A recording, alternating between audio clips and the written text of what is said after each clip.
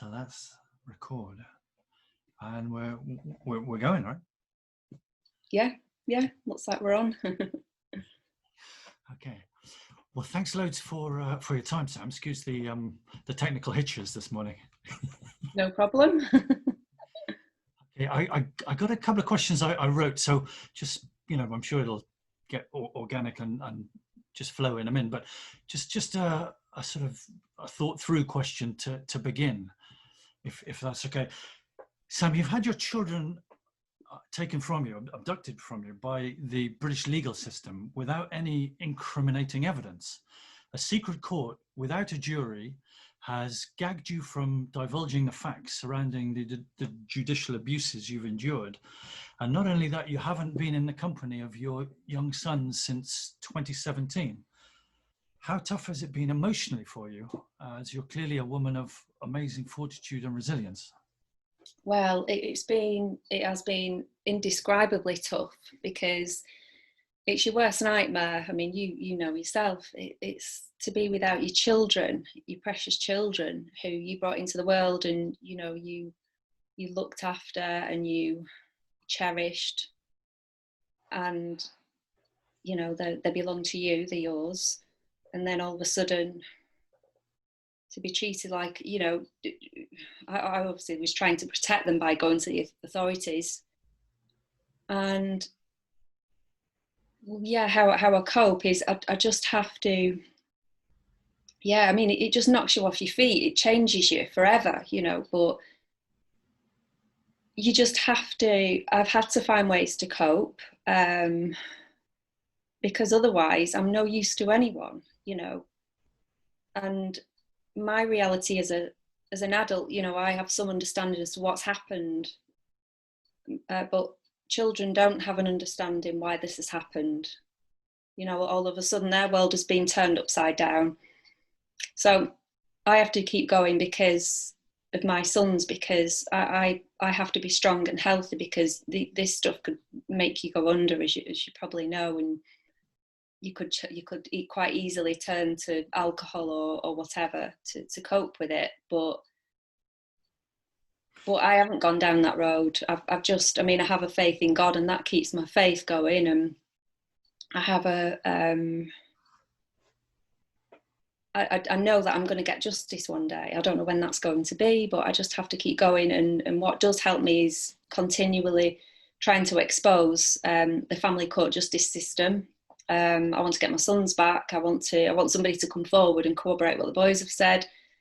And I also want to expose this system, because I didn't know anything about this system before this happened to me. Although I had actually come across Vicky Haig's interview by Richie Allen, and it was a similar story to me, but I didn't think in a million years that this would happen. I just thought, well, that just must be a one-off instance, There's literally thousands and thousands of us, with our own individual variables, but with a similar sort of thread and train with regards to the injustice factors, through these law courts and these systemic abuses. But I think, also Sam saying, as it's early on in this interview, I think I want to say a real big thank you because you're such a great almost figurehead for all of us in the same boat in terms of trying to get justice for our children back. And you're on so many publications, and you're really putting so much hard work into overturning this and fighting it, that I think it's well worth saying a lot of gratitude to you for everything you're doing.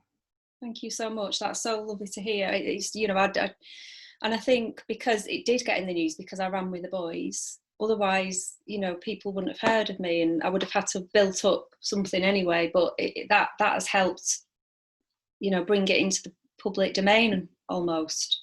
Even though it's horrific, what was reported on me was a false finding that the judge had made. But on the positive side, it's kind of brought it into the forefront. So I've kind of built on that, I suppose.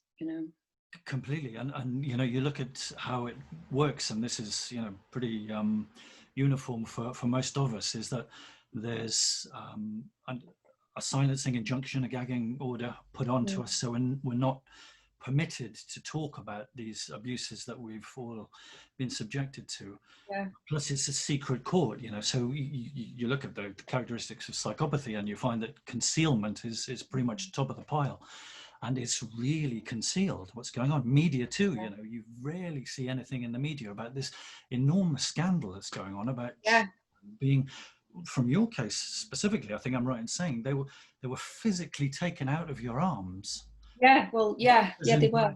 In the middle of the night, was it? Yes, 1 a.m. I was, we were staying in this lodge that we'd booked for 2 weeks, and it was on day 10, I think. And it was 1 a.m. I heard this horrific noise, like the sound of drilling. And I knew what it was immediately. So I jumped out of bed, ran into my son's room. They were both sharing a room, single bed on each side. And my eldest son, who was then aged 9.5, he was sat up in his bed screaming. So I just sat and we hugged. He was gripping onto me for dear life. He'd been fast asleep, and this noise had woken him up. Yeah, right. And he started screaming. My other son, my youngest son, who was age 6 at the time, he was in bed, and I was just shouting his name for him to come over because I knew they'd be in any second. So I was just like shouting him to come over so we could all hug. And then they were in, and then they just, I think there was about 8 of them, and then a policeman just shouted, "Get off him!" like I was some evil, horrific, the woman that the media painted me out to be, and the judge lied about. Just to be clear, they're dressed in black and masked faces, or normal? I couldn't really see because they didn't turn the light on. They had the spot, the torches shining, but they looked like they were in, those just black. It's a raid kind of thing, right? Yeah, like in raid. I don't know whether they were armed, but they probably, I imagine they were probably armed. And then they just shouted, "Get off him." I had one officer on each. They didn't hurt me or anything, but there was one officer on either side of me, grabbed an arm each, and then I was in my pajamas, and then I kind of walked through the broken glass that they'd broken the door to, they drilled the door to get in, and then that was it. They led me away. I went with 2 of them to Mansfield Police Station in Nottinghamshire. And you're still with the boys at this point? No, they just dragged me away. Some of the rest of them stayed with the boys then. So that was pretty much the last time you saw them? Yeah, well, I've seen them since that in contact, but supervised contact, but that was the last time I saw them properly, was in my son's, without any of this. A hugely traumatic incident, right? I mean, hugely traumatic. And then I'm having to read various reports written by various professionals saying this won't have had any lasting impact on the boys. They'll get over it. And I just think, how dare you? How dare you? It was unbelievable. I mean, they took me to, I don't know, the effect that would have had on the boys. They were desperately, it's been in reports, they were saying, I'll be careful about what I say here, but they were telling the truth of what had happened and that I hadn't done anything. So that's all reported. So, and so you dig into the sort of emotional trauma aspect, of yourself and 2, infant young boys. And not only have we got the trauma of being basically abducted from your mum in the middle of the night, but there's also aspects, again, I appreciate that there's areas you might not be able to talk about in terms of the injunction, but so the boys have divulged awful, horrific abuse, sexual abuse by their perpetrator. I think I'll leave it there. Maybe you want to change that word if you like. And so they've got a feeling of betrayal to go with this enormous trauma of being ripped away from you, because what they've, in good faith and hoping that they're in a safe place and of security, that's been kind of thrown back in their face, if you like, that they've been handed back to their accuser, their abuser, after having divulged to people that they were feeling were safe and trustworthy, and the upshot is the conclusion of them being so brave and divulging what I'm sure that they were under pressure not to talk about. Again, I'll leave the details to you. But that's huge psychological. We could have used it's a bit of a cliche because it's not really detailed, but this is psychological abuse meted out by the state through the social services, police, and family law courts onto two very, very young, impressionable, innocent little boys. Yeah, just absolutely unbelievable. There was no warning for this because I knew we were being hunted, but I don't know. I had sort of a mental block that they were going to catch us. I don't know what it was, but I just assumed they wouldn't be able to find us, and somehow would get safe somewhere. I was trying to convince myself, obviously, but so there was no preparation for that. But no, it was like all the work that had been done to make them feel safe over the previous 2.5 years, because there was 2.5 years where they didn't see the father, and the improvement that they made was dramatic. Okay, so that was a stint without their dad in around and in the picture. Yeah, because as soon as they disclosed, obviously I stopped contact with him, police investigations, and then he was on bail, police bail, and then we moved to Nottinghamshire, and then he filed, and then the court proceedings were lengthy. Okay. They were over 1.5 years. And to be clear, the boys or your eldest divulged to your mum, is that correct? Yeah, to start off with my mum, and then, but literally a day or two later, he disclosed to me a lot as well. So, but she was the first he disclosed to. Then my youngest started disclosing too, and it carried on. It was, that first month was intense, and then it even carried on, and then we got another, it went quiet for a bit, and then there was more horrific disclosures a few months later. And then once we moved, they did carry on, but it was just the odd thing. But and they were having formal interviews with child psychologists as the floodgates are open in terms of what they were divulging. Well, it wasn't done. I mean, the police investigation wasn't done properly, because as soon as my eldest son disclosed, I mean, what they should have done then, I mean, we didn't know about this, but they should have brought in a child psychologist then. And it should have been, there should have been rapport building to get to know the child psychologist and the policeman or the policewoman. But it was just basically just brought in the day after. We went to the police about a week after the disclosure started. And then my eldest had his first ABE interview the day after. And that was the first, there was no child psychologist present. There was a policewoman, an abrupt, abrasive policewoman interviewing him who said things like, "I'm not here to be a friend. Stop messing around." Because my eldest son had kind of, his symptoms of PTSD looked like ADHD. Okay. They looked like a child with no attention span. Right. Who couldn't have a conversation. He'd interrupt and he wouldn't wait for it'd be very difficult sometimes, and it'd be a bit all over the place.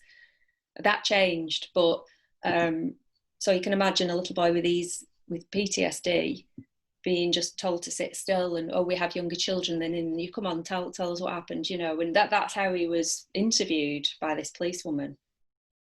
From your perspective at this point, your sons have made this earth-shattering testimony of what's been happening, Yeah.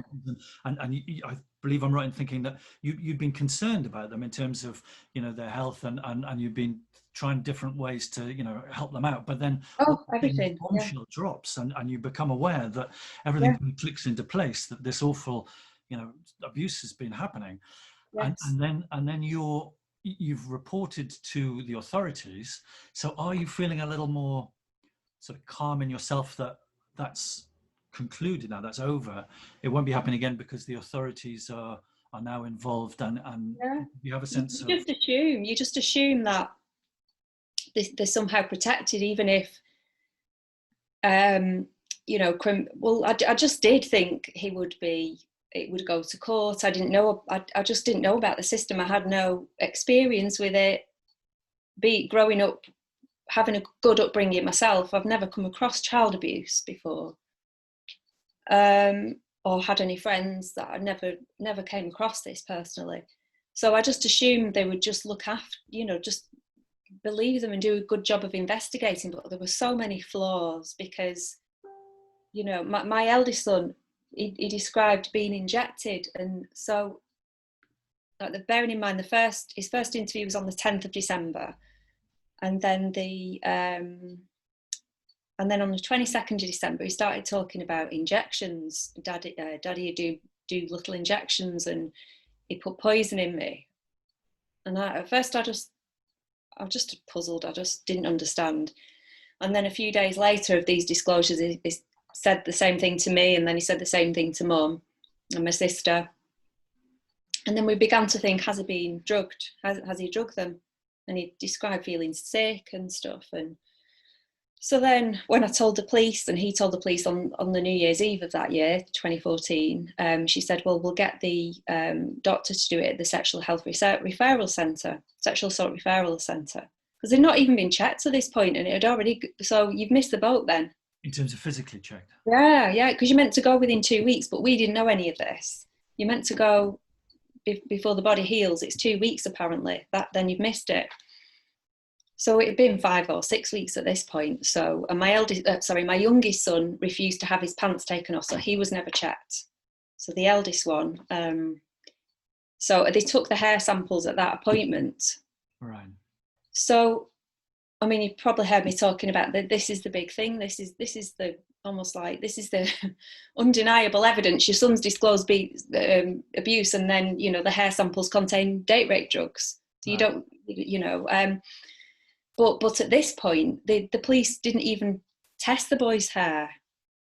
So they'd ignored physical assessment checks within that 2 week period, and they hadn't informed you that was a sensible thing to do to get the boys checked physically. Yeah, that's right. Yeah. So at this point, you've got the testimonies and plenty of them from the boys. Yes.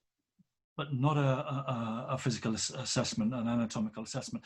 But the forensic hair, date rape drugs in the hair, has come to light within 5-6 weeks. Well, that came. As I say, the police didn't test it, so we didn't find that out until summer of 2016. That's when, because the police just didn't test the boy's hair. And in this time, my eldest son had his second ABE interview, and I didn't know what he said in this. It's only through family court we were allowed to view them. And I was staggered by what he said when I viewed them in the family court. So basically, going back, the police, they just said, no, we're not testing the boy's hair. They wouldn't give any reasons. And to be honest, I didn't really push it because I was traumatised. You know, it's disgusting what they did really, because they had my eldest son's second AB interview at the end of January, giving all this detail that I'd not even given to any of us about the very, very, very fine needle. He was cross-examined by the second police officer for this interview, like you wouldn't believe. It was like, so who did it again? Who did it? Daddy, daddy, daddy. You know, he kept saying the same thing. And then a different answer than he was giving, perhaps? What's that, sorry? He was repeating the question. No, the police were repeating the cross-examination. So I don't know if you've ever been questioned by the police, like if you've ever been arrested, but they cross-examine you intensely. If the interview's done properly, they keep. So basically, they did the same with my son. You know, they shouldn't really do that. But so age 7, he's getting a proper grilling from a. Yes, much more than any of the alleged child abusers did. Theirs was like a cozy cup of tea, like a chat. But he got an intense grilling. But you know, if you cross-examined, and he's still saying the same person who injected him time and time again, well, that's clear evidence. You know, because if that wasn't the case, he'd say, who is it again? You know, if he'd been coached or whatever, who am I supposed to say? You know, it was very clear. And then, but not only that, he gave very clear evidence as to what the injection felt like. And he's described it like a very, very, very, very thin needle. And he described it like a mosquito bite. And then he slumped down on the sofa to describe the effect that it had on him. So he's got lots of details that are correct details that you just can't pluck that out of the ether. No. But the police kept that from me. I didn't know he'd said all of that. And so bearing in mind, they should have immediately tested the boy's hair because that's the evidence.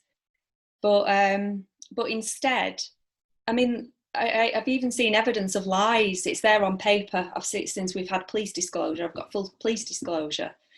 And one of the police officers was trying to say that they'd not seen the father since August, which is a complete fabrication, because the last time they'd seen the father was on the 1st of December, the day before my eldest son disclosed for the first time. So the point between that and the hair being taken was 5 weeks. So any drugging would be fully contained within the hair. So we've got really detailed testimonies. We've got Yeah. a chronological match between when the boys were with their dad and when this date rape turns up in the hair, in terms of the chronological positioning of the hair growing. Yes. Yes. So Sam, the obvious question, next one is then, why would a policeman be fabricating the facts of what's going on here? I have no idea. I mean, we questioned this policeman, turned up in the family court in support of the father, him and his boss, a man and a woman, a DC and a DI. And my barrister addressed these lies, but the judge wasn't bothered. You know, he's saying, he's spreading it around. This lie is being spread to all the forensic people. Even reading the hair report, it says, I understand that the father's last contact was August. So it's like they're almost immediately trying to frame me then. I mean, so the father even says he last saw them on the 1st of December. There was never any, you know, the contact continued, and, you know, right up until disclosures. He saw them a few times a week. So I don't know why this policeman was lying. Right. And so from your perspective, was there a time when you were feeling very confident that you had these, you know, these testimonies from the boys, and then you had this forensics with the hair, and were you going into court thinking, right, this is, you know, we got this in the bag here, this is open and shut, it's obvious? And then how did that transition to what must have arrived as a feeling of absolute dread when you realized, you know, the writing was on the wall as to what was going on here, and you needed to actually, you know, escape with the boy? This turnaround is just phenomenally massive, right? Yes, yeah. I mean, I was, the first time I heard was when I first got the results back from the police. This was through the investigation being reopened via the Independent Inquiry into Child Sex Abuse, through Operation Hydrant. And then it was this policeman, when he asked me a few questions and I told him it did meet with the requirements and I said it should have been checked, that's when he authorised it, because he said the hair samples were still there, sat there for 16 months. So then he authorised it, and then when he ran me up with the results, it was like almost like he was trying to downplay it. And he ran me up because at first they only tested the first 0 to 2 centimetres nearest the scalp, so you've got then the most recent. Okay. And they not even checked the rest of the lengths. But he ran me up, he said, there's something called nordiazepine. And I was like, what is that? And he said, it's a derivative from benzodiazepines. And then obviously I'm Googling benzodiazepines as sedatives. And then, well, there you go. That's what my eldest son described, being injected with benzo, you know, whatever.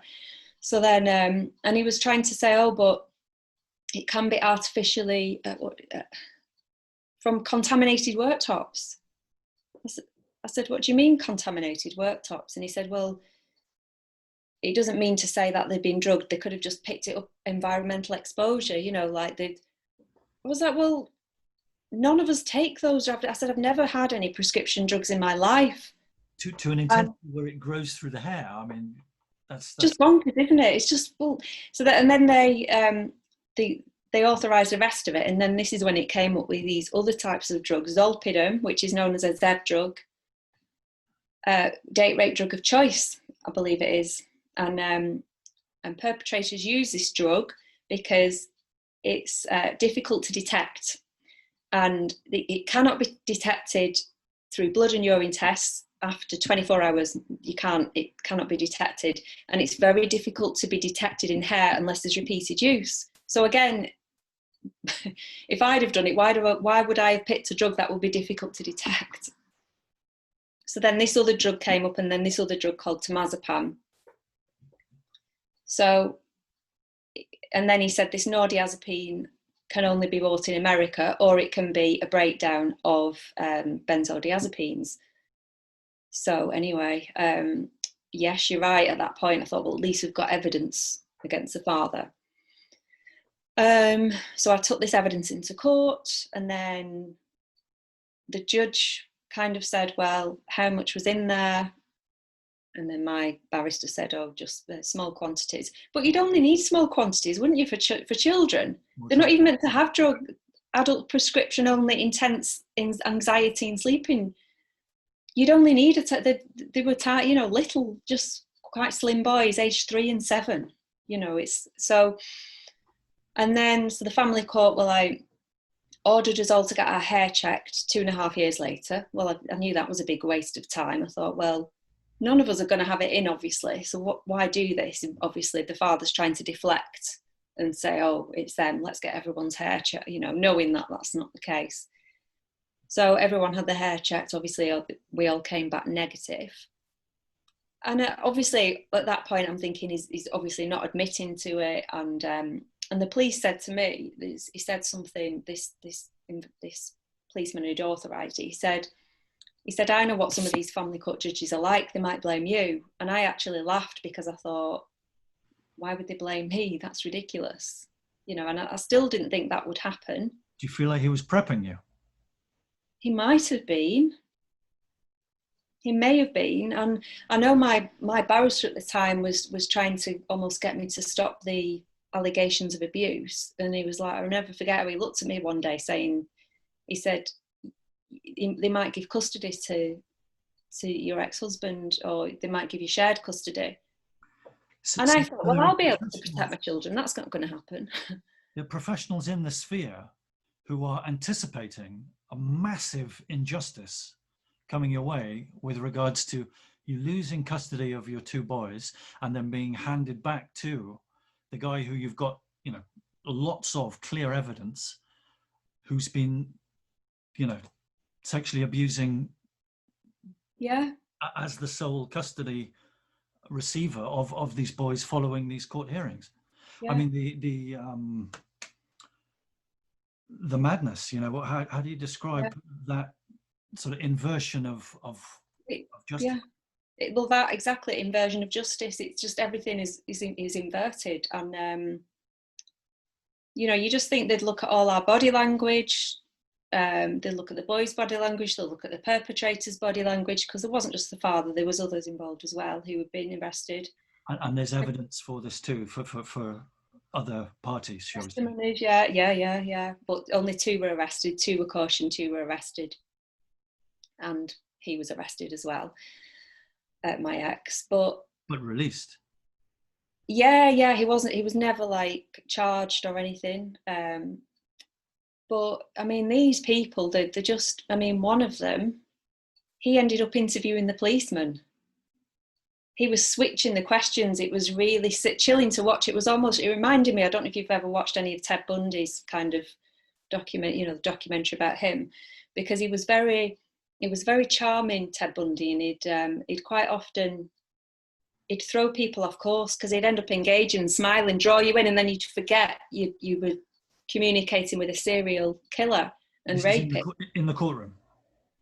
No, this was it. Sorry, this was in the police interview, because bearing in mind I'm allowed to watch all of them in family court. We all are, and in our solicitor offices.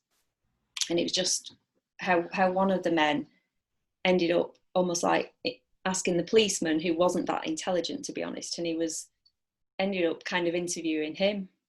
He'd ask a question, he said, well, what about you? Or what about her? What about the mother? Have you asked her about this? It was very, very, very sinister. He was leading the proceedings in the interview. Yeah, he had him twisted around his little finger. Yeah, it was, yeah. So I suppose the question is, why were the law enforcement professionals allowing the suspect or the accused to lead the... Exactly, yeah.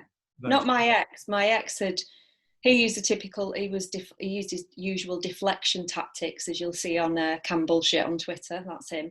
But his tactics, the deflection. Don't look at me. Look over there. So he was saying, oh, you can tell there's something wrong with the lad. He blamed it on him, and then it was like, oh, they're obsessed with paedophiles. They're up against me. Oh, she's trying to get more money. I mean, how would that be a way of getting more money? Just bonkers. Just basically using whatever we could do. But but yeah, so I just assumed that the judge would see through all of this facade and this behaviour, and it'd be like almost like textbook. But then you came to the realization as the court proceedings were carrying on that this was going very badly in terms of you and the boys, and you got to a position where you realized there was nothing in the court at all for you and your boys' security and safety, and Yeah, decided to take the decision to go it alone, shall we say. yeah. It wasn't an option that they were going to get their hands on my boys. You know, it was my duty as a mother to protect them, and you know, I wasn't going to let that happen. But unfortunately, I didn't realise that they would send out 100 police officers from Nottinghamshire, and that the judge would have so much power to be able to instruct the police force and to put it out as facts that I was a danger to my children. So To newspaper articles, the media yeah, were involved, if you like, in the complicity in this. everybody, every form of media, every radio station media, the lot of them, you know, the lot of them are all complicit. Just reporting it as fact, not as a family court finding, but as a fact, you know, as if it was a criminally bound finding, you know, basically you know, the results of a criminal court, like some mad murder was on the loose. So they're very, you know, the way they did it was that they rang the police and said, so a social worker on behalf of the judge, she's a physical danger to her sons. She's an emotional and physical danger. So that, you know, it's extremely dangerous what they did there. It's a classic narcissistic or psychopathic smear campaign that was done multi-agency, you know, using the press of the area, right, of the local area. Yes. So that anybody who was getting information about what was going on wouldn't have what should be a public statements from a law court. This is all gagged and silenced. What they're getting is a bullshit story from the newspapers, falsifying facts, etc., to assist in you and your children being abducted from each other. That's right. Yeah, that's right. And I think it's really worth mentioning at this point that there's a guy called Ian Jeffries who helps women in is it Ian Josephs?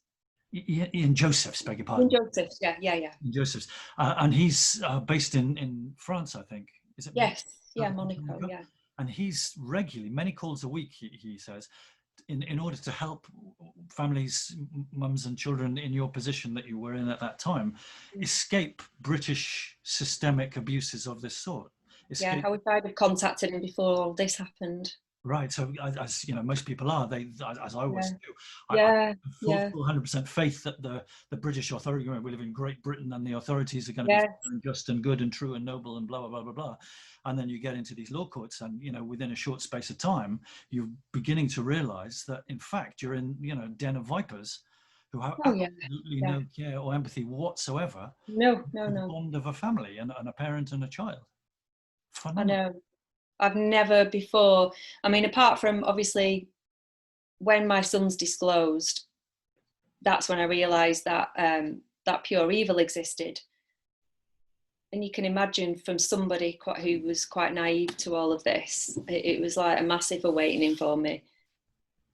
How many dangerous people there are out there to little children. And so, like with Ian Josephs, were you planning on skipping the country and joining the exodus of parents and children out of the country to escape the British social services? What was your mindset? What was your plan? No, I just thought I'd be able to hide in this country. I thought that might be once I knew the media were after me. I didn't think getting out of I heard what they were doing with the airports and everything. They were basically warning them all to keep an eye out of a woman with, you know, brownish blondish hair of 5'6", 5'7", with 2 boys. There was no way that was going to happen, but I thought I'd be able to hide in this country. I didn't have any plans beyond the lodge, but I just thought I'd just be able to drive off in the night and just, you know, go somewhere where nobody would find us, kind of thing. But And they used the database of your finances, right, to find you. Is that correct? No, because I wasn't that stupid to use to have that track. No, vehicle or anything, or phone, nothing like that. I didn't have that. It was basically because my mum had signed us into the lodge. That's how they found us. Okay. Okay. She signed my boys into the lodge. Because obviously we didn't think that this would happen. I didn't think I'd lose custody of my children. And they would have found us anyway. They would have found us eventually, because then they would have been looking into outside the family, friends. They'd be looking at their bank accounts. They'd be able to build up a picture sooner or later as to where we were, because you'd have to have so much money and just be so, it'd almost be impossible to do it in this country. I mean, the way they track everything now with finances, with AMPR cameras and everything. Yeah. Pardon? This trace and track with this. Yeah. It'd be highly difficult when you've not just got yourself to hide, but you've got 2 children too as well. And sort of just a bit of an irony, Sam, perhaps you're flipping it over a little bit, in that, you know, you don't officially know where the 2 boys are now, right? No, and I'm not allowed to know. And if I try and find out, then I could be in breach of my injunction. But yet there Even seems if I to try be, and find out. there's an online presence that seems to be increasing. I'm sure you're just as aware of it as I am, that there's a lot of people with a fervor to help you and to find where your boys are, and to look at justice from perhaps a different perspective, you know, away from these criminal courts, and to, what, you know, some might say in a vigilante way, but also there's common law. I've been studying quite a lot about common law, and you can pull together a common law posse. You know, this country, Great Britain, is a common law country, so we have citizens' rights with which to pull together such things as a posse, and take the law into our own hands. In fact, if you really dig into the theory into common law, you are incentivized to take the law into your own hands as a citizen. We should all be responsible for the law. So whereas these courts are completely secret and shutting out the public, you know, there seems to be a momentum and a snowball building to bring justice to you and your boys away from the Royal Courts of Justice, Her Majesty's Law, whatever we want to call these civil law nonsense kangaroo courts. Yeah, I mean, I'm not encouraging any vigilantism, that's for sure, because, you know, that kind of thing has happened in the past and has resulted in me having no contact with somebody taking it upon themselves to do something, which was nothing to do with me. But anyway, but I mean, what? Just to be clear, this is away from you, right, Sam? There's Yes. people just independently, individuals, you know, Yes. looking to take up your cause for you without you. Like, let's be clear about this. You're not inducing anything or prompting anything. No, not at all. No, I mean, what I am hoping to do by this campaign is that my face is out there and that somebody is watching out for my sons, whether it's a teacher, keeping an eye on them, just to somebody with something about them to think, actually, this woman is telling the truth. We're going to keep an eye on those boys, you know, as I say, whether it's a teacher or a neighbour. And I hope it scares him into not abusing my sons. You know, I hope he's not abusing them anymore. I pray that he's not abusing them anymore. But at the same time, I have to be realistic. You know, these leopards don't change the spots overnight, do they? You know, they're perverted and they're, you know, but hopefully he's too scared to do anything. And also very self-centered, which perhaps counts in our favor, that these abusive characters, you know, realize that they're close to being busted. You know, it's all coming up to the surface, and so hopefully their self-preservation instincts will keep them away from repeating anything hideous. Yeah, you'd hope so. Yeah, you would hope so. Yeah, I do believe in justice, that justice will happen. Do I think it will happen through the judiciary? No, but you know, I just hope that, you know, someone else might come forward about him. You know, I know there are other victims of his out there, and some may be adults now. So that's another thing about the campaign as well. Because he was very blasé, right? There was a song that you published online quite recently that Yes. he had done. Maybe you don't want to talk about this. No, it's I didn't know about it until recently. Someone brought it to my attention. One of the bands that he was in, I can't say the name of the band, but he's been in a few. And that was one of their songs. But bearing in mind that my son's disclosed about a few people, and I can't, as I say, I can't name the band. Um, it's talk about hidden in plain sight, basically. Those lyrics. I mean, I don't think there was a single person who doesn't find those lyrics disturbing. Right. There was very little innuendo as to what that song was about, right? Yeah, absolutely. And I But think that very much riled up a lot of people. mm, And again, it really makes me feel like perhaps there's a reversal here, and that he's very much now on the run as you were a while back. yeah, maybe he's disassociated himself from various groups of people. I know it's a case of, if he gets caught, the others won't want him to name them. And when you say the other, Sam, we're encroaching into the areas now of the occult, right? I don't know. Again, Yeah, yeah, yeah, okay to talk about this, but it yeah, seems like we're entering, the shadowy areas of the occult with yes, regards to these networks that are very hidden under the radar and perhaps very, very old, right? Hence, perhaps the multi-agency sophistication of the cover-up, because yeah, it's been long established, well established. yeah. Well, it would appear so because it's generational as well, and both his parents have been named, and you wouldn't think the mother especially would be involved in something like that. She presents as a church-going, warm, friendly, helpful woman, and she's absolutely evil. That's why, in this type of abuse, normally, quite often, it's both the parents. That's why I always think, well, why did he marry me? Why didn't he marry another Satanist or whatever he is? I don't think he's particularly religious. I don't think he kind of openly worships the devil.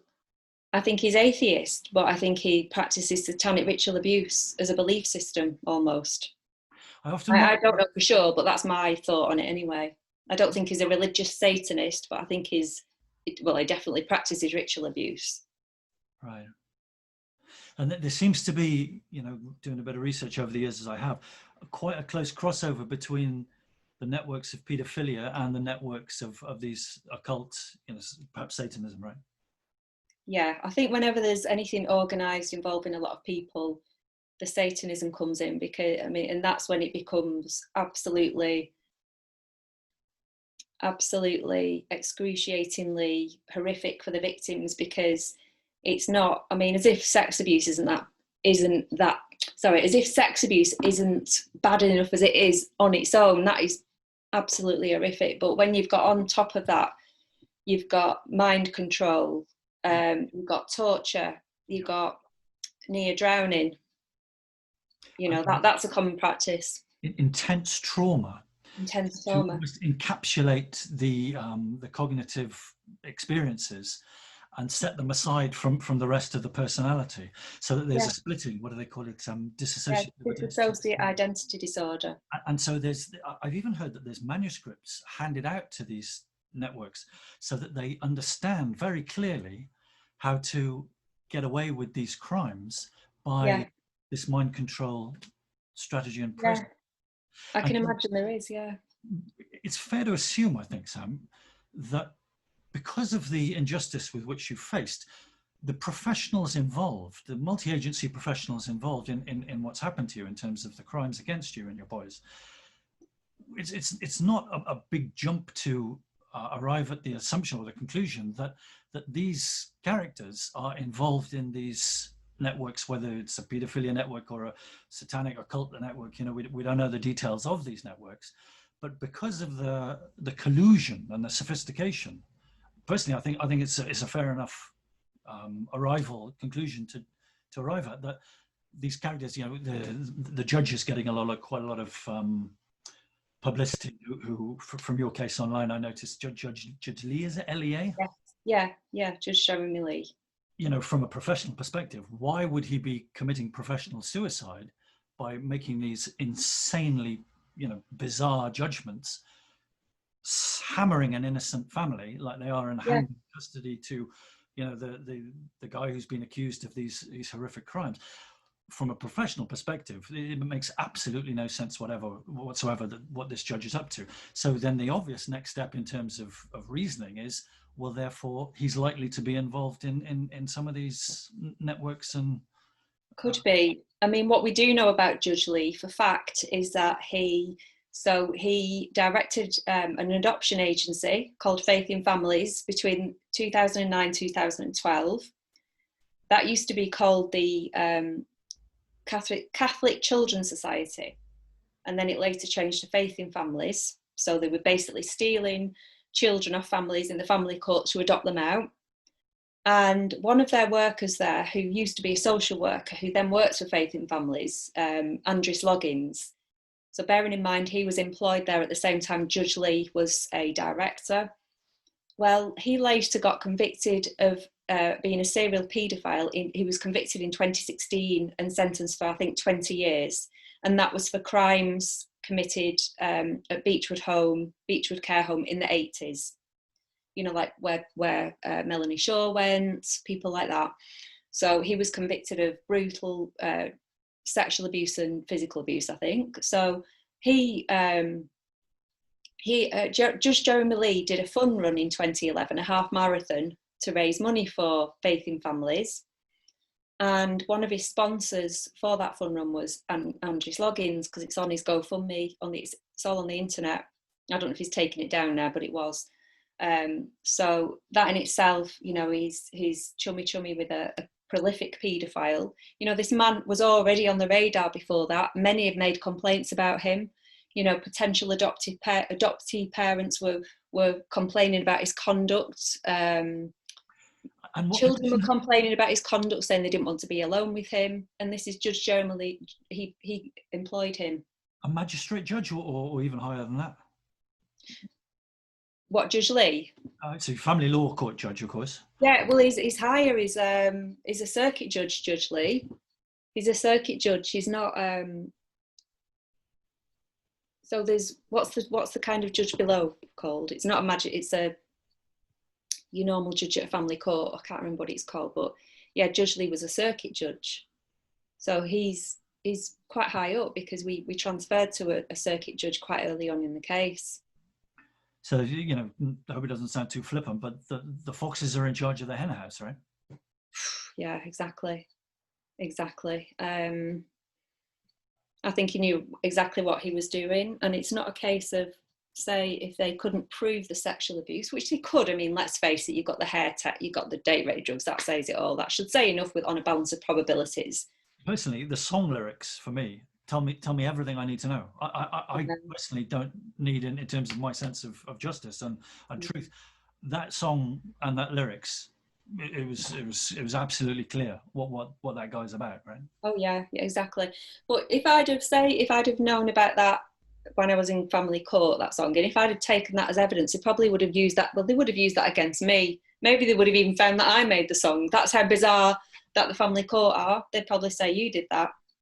I know it sounds ridiculous, but they probably would find a way of blaming me. Say, oh, you've made that up. That's yeah. There's no proving that that's your ex-husband. Yeah. I think I'm just, you know, concluding on a sort of more positive note, that there's an awful lot seeming to be coming out in the wash, shall we say, all over the world in terms of these deep, dark, shadowy secrets with regards to occult networks and this kind of thing, all coming up to the surface now to be exposed and hopefully cleared. And you know, I've been following, we've been chatting for a little while now, and I've got a real innate intuition that you're not far off, that there's so much publicity and there's so much momentum behind your situation that surely there can't be too much of a delay now before either the authorities, you know, have to turn about face because of the glaring evidence against their systems, or because the public are swelling in terms of irate injustice as to what's actually going on globally to our children. I think that's Yeah. fair enough. I think it is a time of exposure too, and I think people more and more are waking up, including the ones who would never in a million years believe in satanic ritual abuse. The people are becoming more open-minded, and it's great that people are speaking out. Very credible survivors like Jeanette Archer and Vicky Ash, and they're all saying the same thing. I've had my son saying the very same thing. My youngest son describing what Jeanette Archer said about the being held underwater. That's exactly what he described. Yeah, the ice is so thin now for these networks to maintain their position. They're crashing through the ice, and interestingly on that Jeanette Archer one, I think it's Thames Valley Police actually rather than the Met, but the Met have now recognised SRA's satanic ritual abuse officially as a crime, which I believe is quite a significant step. Yes, that is good. I mean, it's just to tell you what Greater Manchester Police said about my son's disclosures. They said, I mean, this was the detective inspector of the department. This is before the drugs results. They said my son's, she said, bearing in mind she'd never met me, she never met my sons. She said that my son's disclosures about being injected and having several men involved were fantasy and ridiculous. And this is Rochdale Police, and they obviously, so much has gone on in Rochdale. Even taking the SRA aside, it's the grooming gangs, groups of men. There were drugs involved in that. A girl died because she was drugged. Smith, Rochdale as well. Yeah, Cyril Smith, Rochdale. He's the old Liberal MP, wasn't he? Cyril Smith. Rochdale's a real hub, right? I don't know. Oh, yeah. It's a terrible place. Yeah, it's a very dark place, Rochdale. And there's, talk about the moors as well. Vicky Ash is from Saddleworth, and there's a lot of, I believe there's a lot of occultists in these neck of the woods.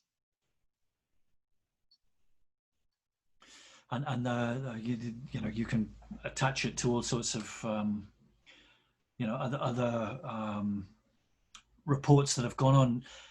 I was reading quite recently about the connections between Jimmy Savile with Liam Brady and Hingley on the moors further east, and that the police in Yorkshire were aware that it seemed like Brady was covering for somebody. Apparently, it's documented that likely Jimmy Savile, perhaps that on these moors with these ritual horrors going on. That there's a lot more top end VIP influence than meets the eye, shall we say? Yeah, there will be. Whenever there won't just have been Ian Brady and Myra Hindley involved. There would be others, definitely, without a doubt. And what about all these children who've just gone missing? A stat I read is 120,000 annually in Britain. Oh my goodness! Yeah, the children just don't vanish, do they? We just hear about Madeline, right? We hear about one girl. Yeah. And that's made out to be every once in a blue moon, very rarely happens, but in fact it's super frequent. Yeah, and a lot of them come from the care system, don't they, as well? Yeah, for sure. Seems to be almost a sort of farm scenario for these networks. If they can isolate these kids completely 100%, then they're vulnerable enough, if you like, to end up as the victims of these predator groups. Yes, yeah, definitely. Very, very sophisticated and orchestrated. They are, and they've obviously got strategically placed people. They've got doctors placed in positions of power, doctors, lawyers, sometimes judges, police. So if you got your bases covered like that, then of course you're going to get away with it. But they're placed everywhere. We've got journalists, certain journalists, I won't name them, but just positioned in place just to discredit anyone who talks about SRA. Yeah. They're very carefully placed. We've disproved SRA. They want it brushed under the carpet. But it's almost got to a stage now, it seems to me, that they're actually exposing themselves. Yes. By writing the hit pieces. Anna Brees quite recently had a hit piece from Private Eye, I noticed, and I thought to myself, what they're actually doing is incriminating themselves Yeah. There's so much exposure now that anybody Yes, who's pretending it's not happening is either clinically insane or covering or attempting to cover it up. exactly. It's getting really Exactly. clear. Well, they just give themselves away by the behaviour, and they're attacking. I just saw something earlier before our interview. One of my ex's cronies popping on and saying, "Oh, I knew she was a liar when I saw her with all the makeup on, flirting with Sean Atwood." It's just she's just showing herself up, isn't she? They're showing themselves up. They don't want me to speak out. They don't like it that I get up and I put makeup on and I'm doing videos and stuff. They want me to be on the floor and depressed. And what use would I be for my sons? But this is a great thing that's going on, you see, Sam, because so many people, I know it for myself. 2015 for me was by far and away the worst year ever, and picking yourself up off the floor from the trauma and the abuse that's been meted out from you, not just from the the sort of domestic partnership aspect and the betrayals and that sort of thing, but that hammering from the system. It's very easy to drift into sort of escapism, PTSD problems, etc., etc., etc., Yeah. and then presenting oneself as credible. Yes. And I get the feeling that there's actually a strategy of that if you hammer somebody so hard, then they don't present as a credible profile to be believed that Exactly. are actually happening. And so this is, again, this is credit to you, because you have this stature and strength about you that is it's conclusive. It's very, very clear how innocent and what a caring and good mum you are. That these little smear campaigns that these idiots are putting online, it's a drop in the ocean to what's Yeah. the progress you're making. Yeah. Thank you. Oh, well, I came across some videos that I made the other day that on an old phone. So no, I came across the videos the other day of some videos that I made just after the boys got removed, and I look about 10 years older. I'd lost a lot of weight, and it's good to see how I picked myself up after that. Because I'll publish them soon so people can see, but I just look, it's horrible to see them. Yeah, I know from my situation that one of my big priorities has been health and recovery. Yes. It's that one on Yeah. the airplane, isn't it? You got to do your own oxygen before you can help your children, right? Absolutely, you do. You have to, because otherwise your life would be cut short, and you could easily go on the slippery slope, as I say, of drinking or something. And it is so important, your health. You've got to look after yourself in all of this, because otherwise you're not any use to your children. And And yeah, that's a good analogy, that with the aeroplane and the easy mask. to unpick, if you like, as a credible parent.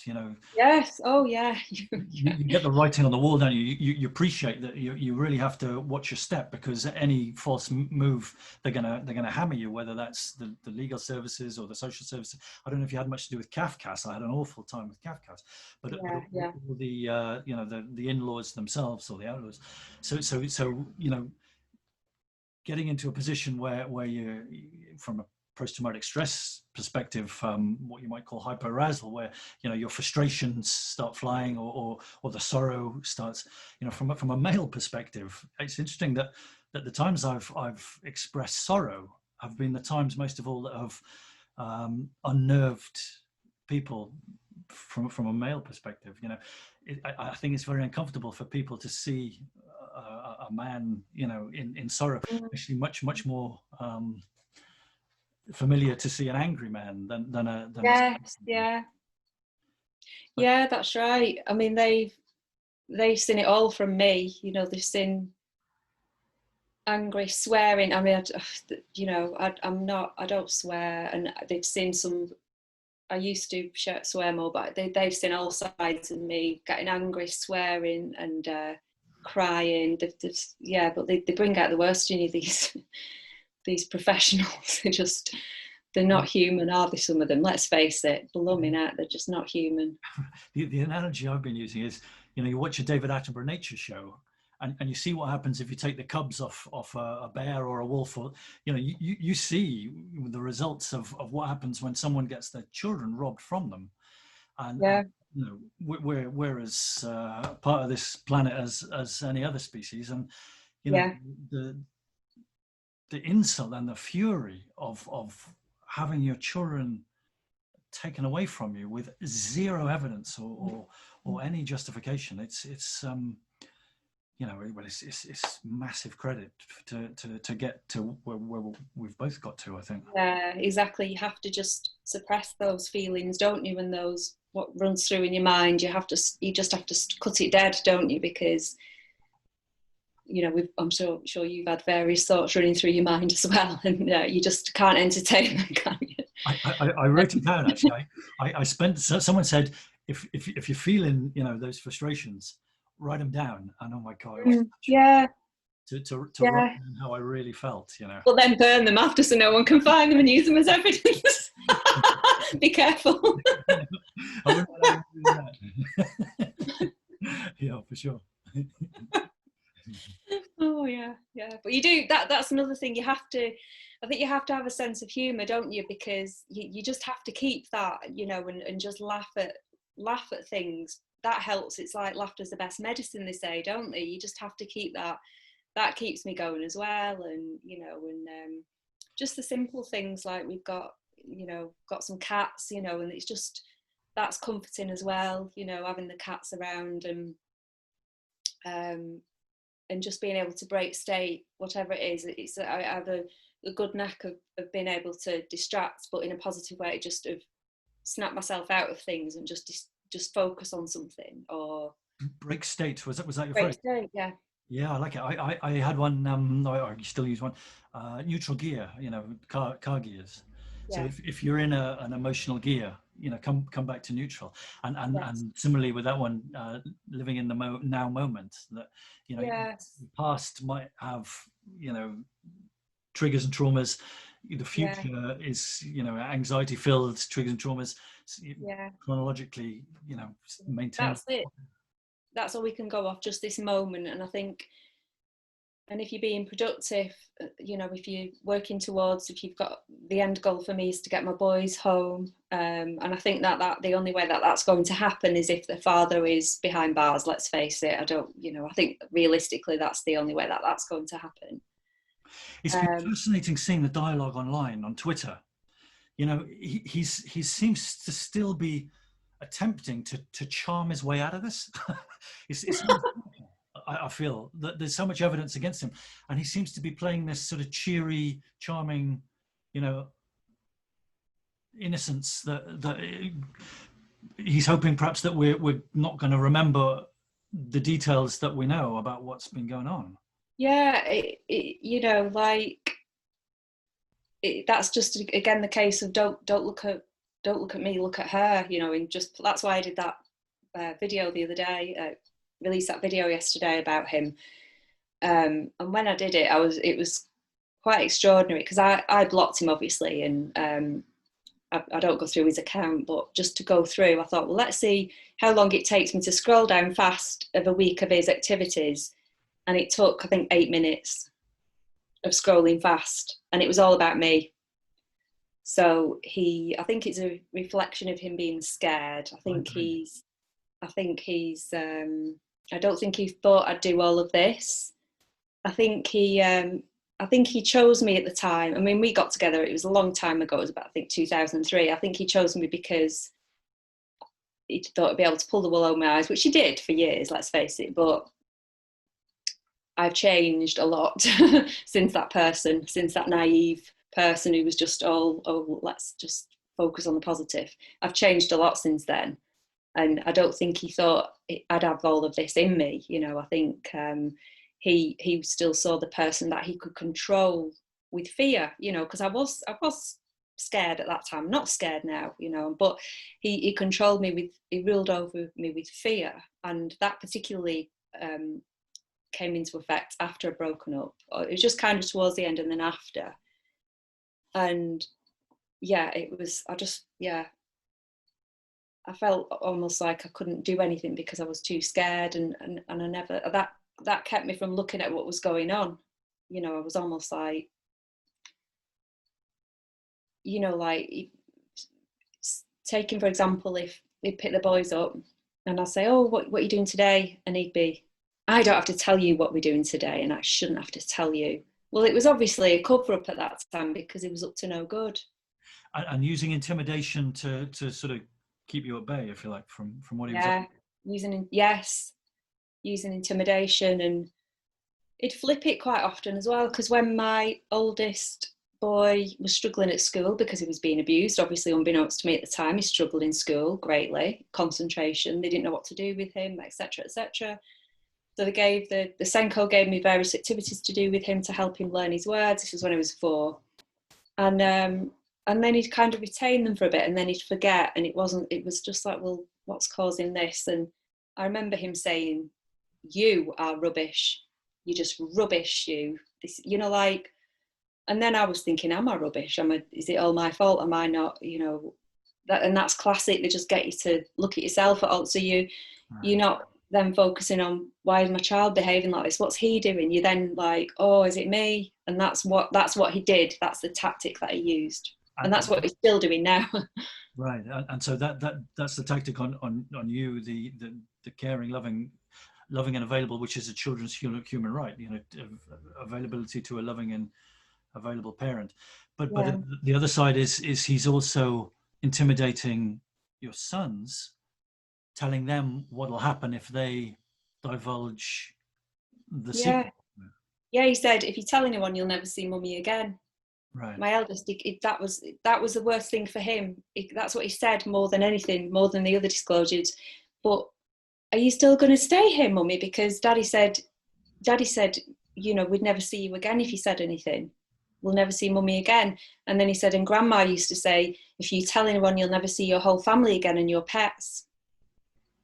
Your mummy will go far, far away. She'll go to another country. And it took him a while to be like, are you still going to be here, mummy? And then we'll look at what's happened, you know. The cruelty's off the scale, you know, just that from a psychological perspective is horrifically cruel. And we haven't even got to, you know, what's been going on, you know, in terms of the physical stuff and the sexual stuff. Just that fear factor, you know, for you too, you know, as an adult, it's difficult enough, but to put that sort of crap onto infant children, it's despicable. It's absolutely, you know, phenomenally callous and cruel. That's how they keep them silent. I know some perpetrators bribe them with gifts or say, this is our little secret, but then with SRA, it's a step at it. This is like absolute terror. How to, you know, no wonder he always slept in my bed. You know, I only just got him in his own bed fairly recently before they were taken off me, and that was a massive thing. So one question I've been wanting to ask you, Sam, is any teeth grinding with your boys? My boys had, one of my boys specifically had really intense, spine chilling teeth grinding in the night. I think a little bit, but it can also be the way people do stress. I used to grind my teeth a lot when I was little and I wasn't abused. Okay. So it can be, but it can be a sign of manifesting stress, obviously. Right. But not yeah, and you know, as I say, I did it, so yeah, it can be, but it might not be, you know. So sure, I didn't really notice it in my sons much. It's non-conclusive. Just a little bit. Right. Okay. So where do you go from here, Sam? What next steps? What's the plan from here going forwards? Well, I've got a few things going on legally at the moment. I won't go into that, but then I think if that doesn't work, then I'll have to pursue the human rights angle. I would also, to be honest, I need to sue. People keep saying about suing the newspapers, you know, like that one, the BBC reported mother-drugged children, missing mother-drugged children. In fact, the one that Mr. Bullshit keeps putting out everywhere. I nearly said his name then, that's why. Do you know, I should be able to there's so much bullshit being spread in terms of lies, Yeah, especially by literally. the newspapers. We can't even say his name, right?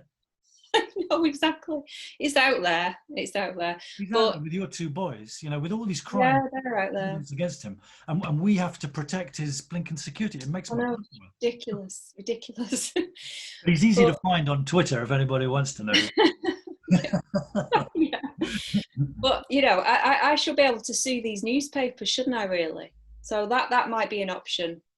And I don't. the worry I have on that one is that you could be paying out lots of money for lawyers and barristers and stuff, and I haven't got any money. It'd have to be no win, no fee. I and haven't got any money or assets anymore. would they just kind of kick in the same, corruption that inverted your justice, and do the same with a sue case? I mean, it just seems like the whole legal fraternity is, completely compromised in terms of corruption, right? It is, yeah, it is. It, yeah, who knows? So I'll be looking at different options because you never know. There could be one barrister who's willing to do no win, no fee, and just say, look, let's just give it a try. Right. You just got to try these things. It may set off things in the right direction. Who knows? But I mean, I don't really know what else I can do other than keep doing what I'm doing on social media and hoping that something will happen at some point.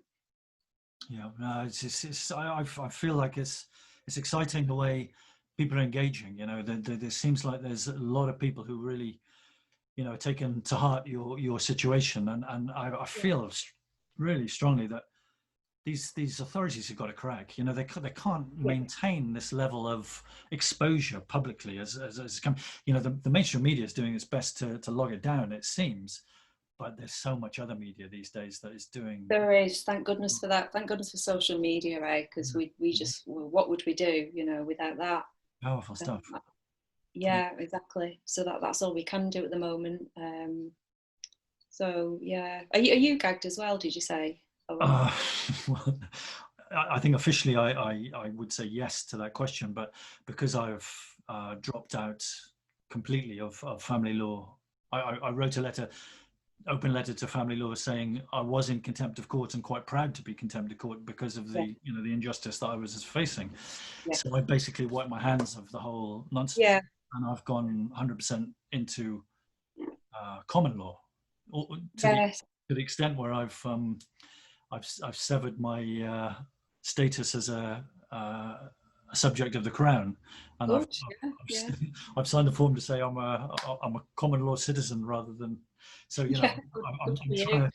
trying to distance myself from that legal system Oh in yeah, order yeah, to access and uh, work some justice in a different legal system.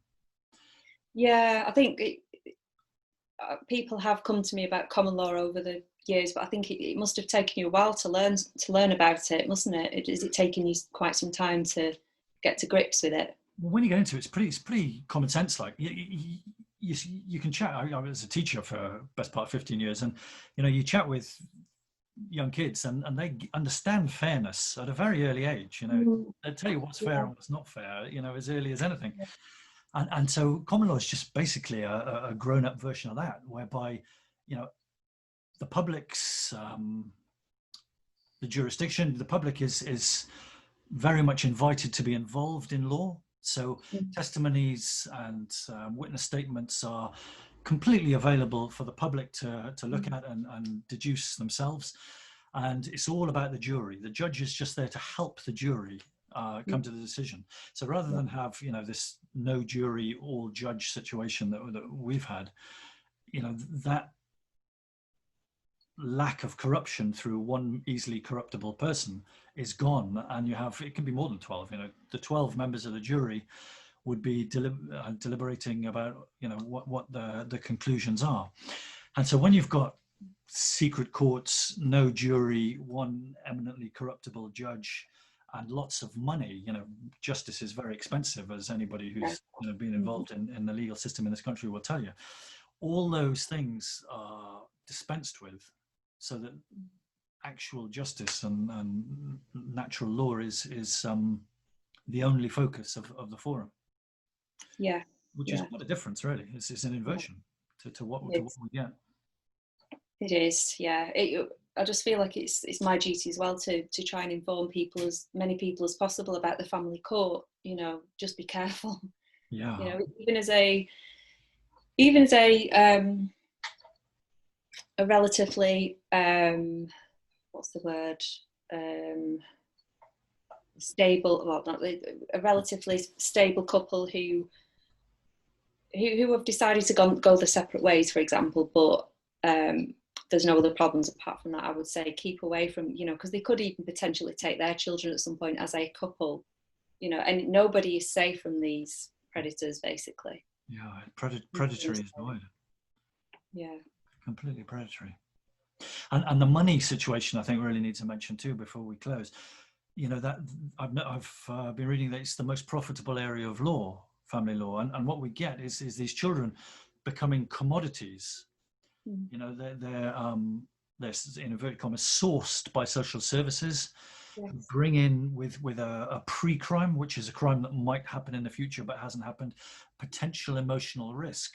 So Yes. just on something that, you know, is a woolly pie in the sky, might happen in the future. So a social services character might go to a house and see, you know, I don't know, it's a bit of a mess, full ashtray or whatever, and decide that there's potential emotional risk. Well, then this family can get hauled into a family law court, and all of a sudden the money machine starts rolling, and then you get to foster homes, adoption agencies, care homes, this kind of thing, and it's huge money, you know, for Yeah. entrepreneurial child carers There to are. collect these kids out of these family law courts, and it's basically well, in you know, in yours and my case, it's almost like a hostage ransom case for the money, but also there's a sort of commodity aspect, you know, kind of horse trading at the auction sort of thing, where, you know, who's going to get these kids into the care home and get a few grand a week to babysit them. You know, it's big money. That's it. Exactly. Yeah. And it's under the radar, you know, these big scandals that are happening, and especially when you can take that a step further, and these networks of pedophiles and rings of pedophiles are colluding between these agencies to find these vulnerable kids that are Yeah. adrift from their families, That's right. like the Darren Jeffries interview Yeah, I was just thinking about him. Yeah. with Oh, John terrible. Wedger. Yeah. You know, that Yeah. he highlights exactly the dangers that can happen with this care system. I mean, it just shouldn't be called care. It should be No. a predatory system. Yeah. It's just absolutely horrific. It's just an eye opener. And then he came face to face with his judge, with a judge who had abused him, didn't he, when he Right. was an adult? I bet that's not a coincidence. I think No. there's an intimidation factor there too, right? Yes, of course. Yeah. Yeah. Yeah. Exactly. Yeah. Yeah. Yeah. Well, should we call it quits there, Sam? I think it's been a Yes. fair few minutes now. Yes. Yeah. Plenty for a YouTube vid. Yeah. Exactly. Yeah. Yeah. I think you just press stop, and Stop video. yeah, it should stop recording now. If you press stop, there should be a button at the bottom. Okay, got it.